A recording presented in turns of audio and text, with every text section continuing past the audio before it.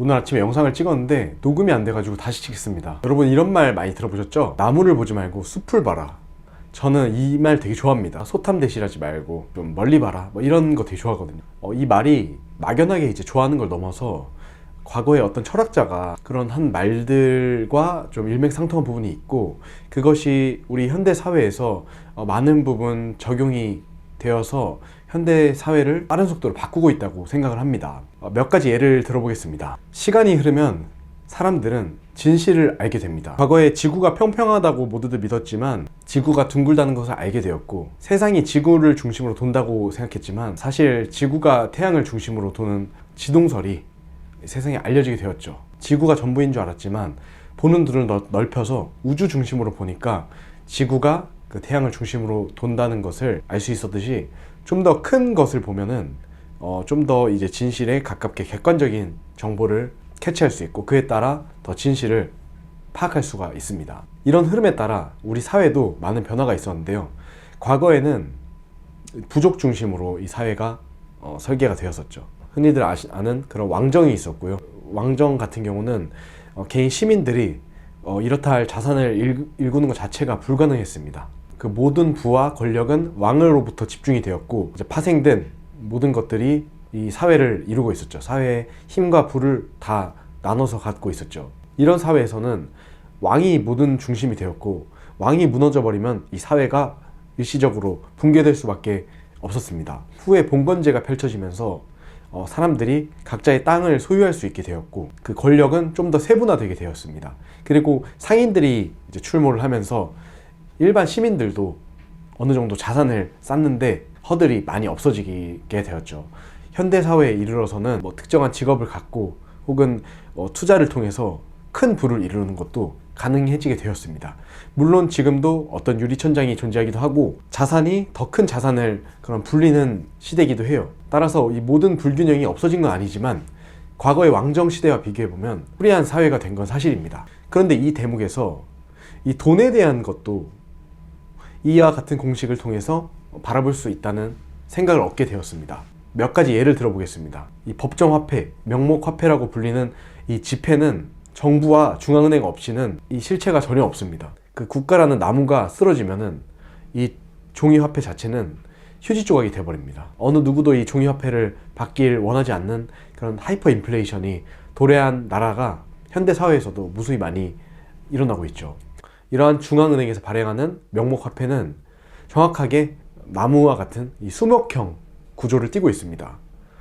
반면에 이 비트코인을 예로 들어봅시다. 그 비트코인 백서에서 그 제목에서 나와 있다시피 개인 대 개인 간의 거래를 통한 디지털 캐시, 화폐 일종으로 이제 설계가 되었습니다. 그래서 지금까지 잘 작동을 하고 있죠. 물론 가격의 오르내림은 많습니다.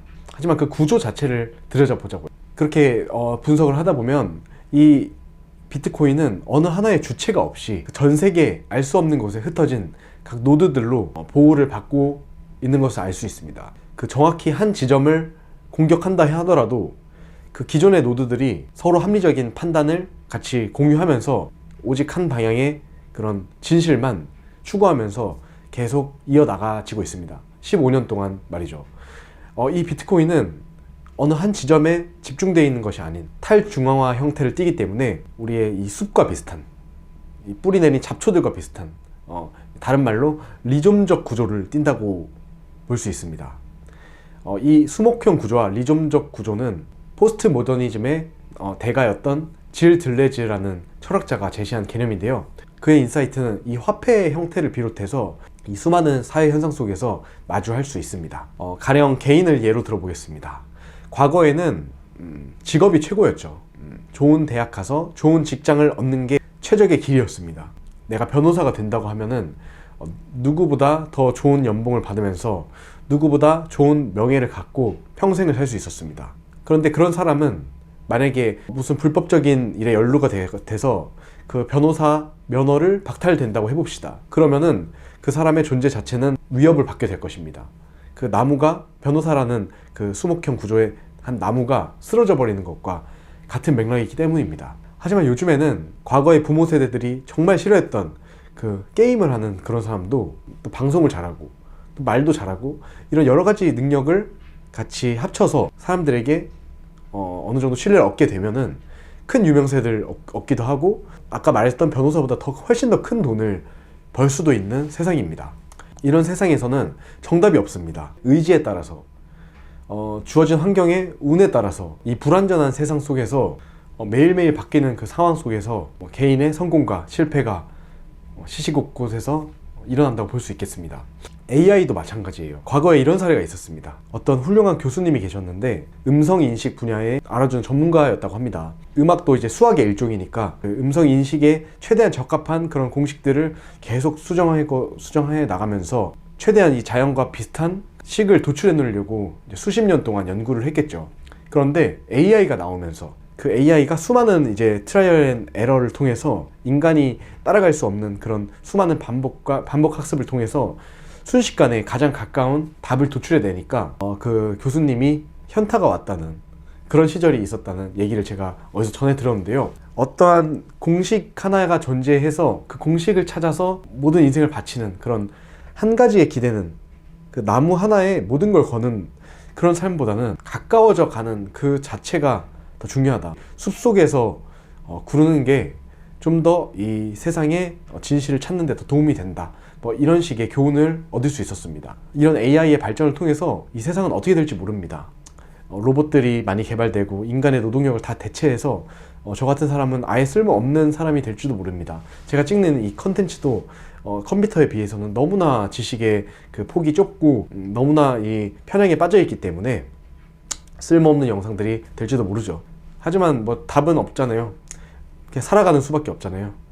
단 뭐 일시적인 권력이나 그 정답만이 존재하는 그런 이상을 쫓지 말고 더 넓은 곳을 바라보면서 거기서 굴르는 게 내 인생에는 좀 더 맞는 길이겠다. 이 정도만 생각하고 저는 삶을 살아갈 계획입니다. 질 들레지의 그 말을 참고해서 이 수목형 구조와 리좀족 구조가 우리가 임하는 일과 이 우리가 속해 있는 세상에 어떤 구조로 짜여 있는지 한번 복기해보고 우리가 나아갈 방향을 한번 상상해보고 그것을 실천해 보는데 여러분들이 시간을 한번 써보셨으면 좋겠는 마음에서 이 영상을 한번 찍어 보았습니다. 제가 감기가 아직 덜 나와가지고 목소리도 많이 잠기고 말도 많이 더듬는데 지금까지 시청해 주셔서 너무나 감사드리고요. 매일매일 제가 영상을 올리려고 지금 노력하고 있거든요. 끝까지 한번 저도 열심히 한번 해보겠습니다. 감사합니다.